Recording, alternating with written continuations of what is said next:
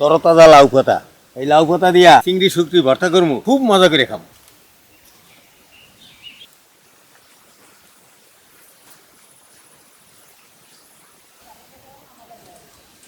বাস এতেই হইবে, আর লাগবে না।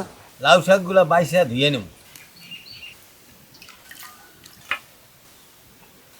পাতাগুলো ধোয়া শেষ, এখন সেদ্ধ করে নেব। কড়াইতে 2টা পাতা দিয়ে দিছি, আরেকটা পাতা দিয়ে চিংড়ি শুটকিটা দিয়ে দেবো। চিংড়ি শুটকি,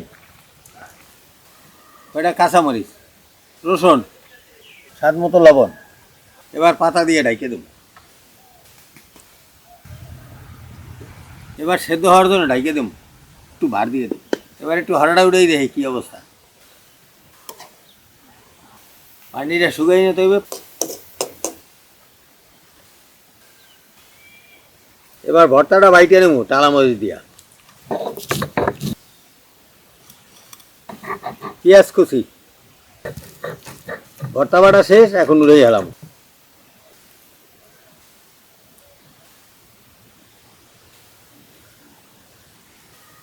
বিসমিল্লাহ। আসলেও খুব মজা হয়েছে। হাসান, কেমন হয়েছে? অনেক মজা হয়েছে।